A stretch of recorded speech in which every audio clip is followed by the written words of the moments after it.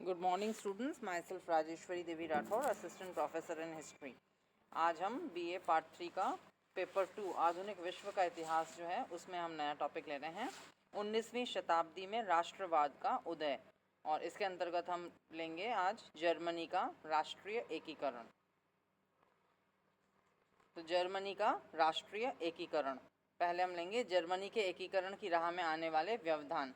Germany की भौगोलिक, राजनीतिक, आर्थिक और सामाजिक स्थिति पर नज़र डालने से स्पष्ट होता है कि जर्मनी के एकीकरण में कुछ तत्व बाधक बने जो निम्नलिखित हैं या निम्न प्रकार से हैं। पहला, जर्मनी की राजनीतिक, आर्थिक, सामाजिक एवं धार्मिक विषमता। दूसरा, शिथिल सैन्य क्षमता। तीसरा, जनता में चेतना का अभाव। चौथा, ऑस्ट्रिया का जर्मन समस्याओं में हस्तक्षेप। पांचवा, जर्मनी के आंतरिक मामलों में कुछ विदेशी शक्तियों का दखल, जैसे फ्रांस दक्षिण जर्मनी के रोमन कैथोलिक मामलों में रुचि रखता था। और सिक्स्थ, राजनीतिक दलों की एकता का अभाव।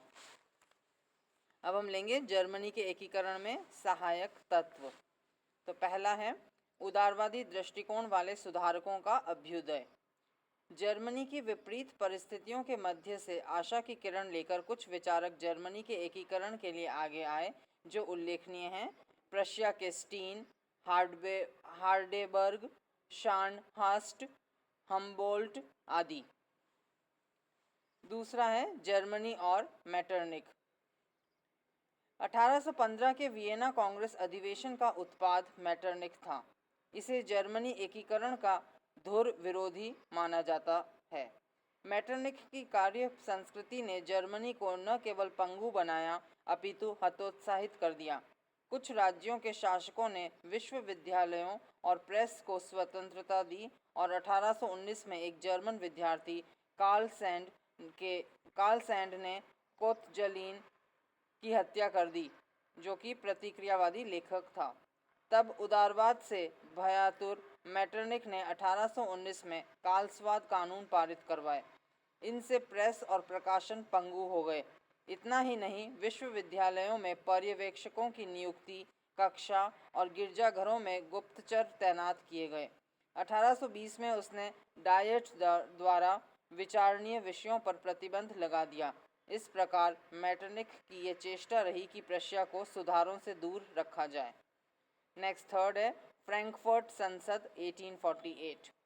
जर्मनी के एकीकरण की अनुकूल परिस्थितियों को साधने के लिए मार्च 1848 में फ्रैंकफर्ट में पूर्व संसद का अधिवेशन बुलाया गया। इसमें यह निर्णय लिया गया कि निर्वाचन के माध्यम से एक आम संसद बुलाई जाए जो जर्मनी के प्रतिनिधित्व के साथ साथ सार्वभौम मताधिकार पर आधारित हो, परंतु ऐसा नहीं हो सका। अंततः फ्रैंकफर्ट की संसद ने निर्णय लिया कि प्रशिया के शासक विलियम को जर्मन सम्राट बनाया जाए, लेकिन अस्थिर बुद्धि वाले इस शासक ने राजमुकुट धारण करने से इनकार कर दिया। उदारवादी एवं संसदीय पद्धति से जर्मनी के एकीकरण की संभावना धूल धूसरित हो गई। क्रमशः रक्त और लोह की नीति से जर्मनी के एकीकरण की पृष्ठभूमि तैयार हो गई, जिसे बिस्मार्क ने साकार किया। नेक्स्ट चौथा है जर्मनी में फ्रांस की 1830 और एवं 1848 की क्रांति का प्रभाव। जुलाई 1830 में फ्रांस में चार्ल्स दशम के शासन को ध्वस्त होते देख जर्मनी के जनमानस में राष्ट्रीय एकीकरण का भाव तीव्र हो उठा। इस क्रांति के बाद न केवल प्रशिया अपितु दक्षिणी राज्यों ने ऑस्ट्रिया के आधिपत्य को चुनौती देते हुए सैनिक संगठन स्थापित किए। 1830 की क्रांति का प्रभाव लंबे समय तक जर्मनी में नहीं रहा, परंतु 1848 में पुनः फ्रांस में क्रांति हुई, जिसने जर्मनी राज्यों के देशभक्तों की नसों में पुनः क्रांति का खून संचारित किया। इस क्रांति के पश्चात मेटरनिख ऑस्ट्रिया छोड़कर इंग्लैंड भाग गया। जर्मनी की जनता ने क्षेत्रीय शासकों के विरुद्ध क्रांति का बिगुल बजा दिया। 13 मार्च 1848 को प्रशिया की राजधानी बर्लिन में वहां के शासक फ्रेडरिक विलियम चतुर्थ ने क्रांति से भयभीत होकर क्रांतिकारियों की मांगों को स्वीकारते हुए राज्य में उदार संविधान को लागू कर दिया। नेक्स्ट फिफ्थ है विलियम प्रथम का प्रशिया का शासक बनना। 1861 में फ्रेडरिक विलियम चतुर्थ की मृत्यु के पश्चात उसका भाई विलियम प्रथम प्रशिया का शासक बना।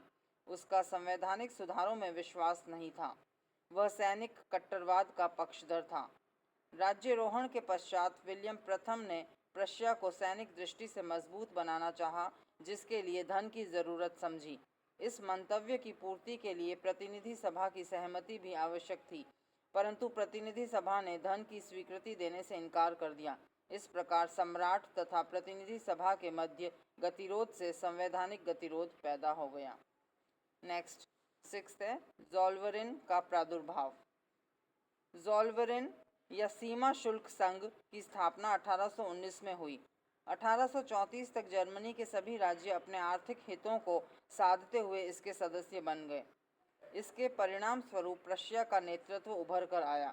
ऑस्ट्रिया के ज़ोल्वेरिन से बाहर होने के कारण वह चारों तरफ से प्रतिकूल शुल्कों से घिर गया। प्रतिकूल परिस्थितियों में मेटरनिख 1833 में ज़ोल्वेरिन का सदस्य बन गया, परंतु जर्मन संघ में ऑस्ट्रिया ने अपना महत्व खो दिया और धीरे धीरे प्रशिया शक्तिशाली होने लगा। इससे जर्मनी एकीकरण की तरफ एक कदम आगे बढ़ा। नेक्स्ट है 7th जर्मनी में आर्थिक खुशहाली। 1850 से 59 वाले दशक में जर्मनी की राष्ट्रीय एकता आंदोलन असफल रहा, परंतु आर्थिक प्रगति की दृष्टि से महत्वपूर्ण था। इस समय रेल निर्माण बहुतायत में हुआ। इससे व्यापारिक गतिविधियां बढ़ने लगीं और कुछ उद्योगपतियों ने जर्मनी को औद्योगिक नेतृत्व भी प्रदान किया। रेलों के जाल बिछने से दूरियां कम होने लगीं, जिससे सांस्कृतिक और राजनीतिक भावना के आदान प्रदान में भी प्रगति हुई। तो ये थे जर्मनी के एकीकरण में सहायक तत्व। अब हम लेंगे जर्मनी एकीकरण के सूत्रधार बिस्मार्क। प्रशिया के सम्राट विलियम प्रथम एवं प्रतिनिधि सभा के गतिरोध ने जिस नायक को जन्म दिया वह बिस्मार्क था। उनका जन्म 1815 में ब्रांडेनबर्ग के संभ्रांत परिवार में हुआ। कुलीनता का रक्त उनकी नसों में दौड़ रहा था।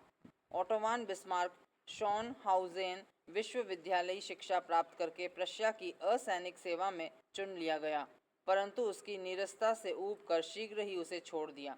इसके उपरांत वह पिता की जागीर में जाकर बस गया। उसके विचारों को उसकी पुस्तक रिफ्लेक्शंस एंड रेमिनिसेंस में देखा जा सकता है।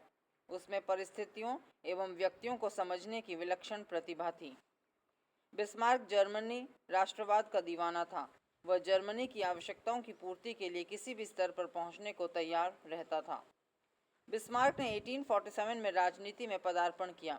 1851 ईस्वी में सम्राट ने फ्रैंकफर्ट की सभा में प्रशिया का प्रतिनिधि नियुक्त किया। 1859 से 1862 तक सेंट पीटर्सबर्ग में राजदूत के पद पर कार्य किया। इसके पश्चात पेरिस में राजदूत बनाकर भेज दिया गया। बिस्मार्क पूर्वाग्रहों तथा नैतिक शंकाओं से दूर था। उसे जहां भी उच्च आदर्श या अपनी क्षमताओं को दिखाने का अवसर मिलता था, वहां वह अपनी व्यक्तिगत विचारधारा को त्यागने में कतई संकोच नहीं करता था।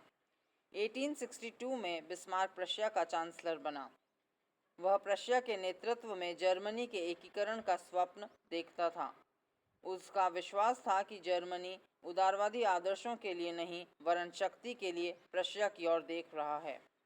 बिस्मार्क कहा करता था कि जर्मनी की समस्याओं के बादल बौद्धिक भाषणों, आदर्शवाद से नहीं, अपितु प्रशिया के नेतृत्व तथा रक्त और लोह की नीति को अपनाने से छट सकते हैं। इंग्लैंड, रूस, फ्रांस और ऑस्ट्रिया जर्मनी के एकीकरण के पक्षधर नहीं थे, क्योंकि एकीकृत जर्मनी यूरोप के शक्ति संतुलन के लिए खतरा था। विपरीत परिस्थितियों में बिस्मार्क ने साहस का परिचय देते हुए जर्मनी की एकता के लिए प्रशिया का युद्ध के लिए आह्वान किया। बिस्मार्क का स्वप्न प्रशिया को शक्ति संपन्न बनाकर उसके बैनर तले जर्मन संघ से ऑस्ट्रिया को बाहर निकालना और जर्मनी में उसके प्रभाव को समाप्त करके जर्मनी का एकीकरण करना था। जर्मनी का एकीकरण बिस्मार्क की रक्त और लोह की नीति का परिणाम था। इस नीति का अनुसरण करते हुए बिस्मार्क ने 3 लड़ाइयाँ लड़ी। प्रथम लड़ाई 1864 में डेनमार्क के साथ, दूसरी 1866 में ऑस्ट्रिया के साथ और 1870 में तीसरी लड़ाई फ्रांस के साथ लड़ी गई। इन 3 युद्धों के परिणाम स्वरूप जर्मनी का एकीकरण संपन्न हुआ। इस प्रकार जर्मनी के एकीकरण के 3 चरण माने जाते हैं।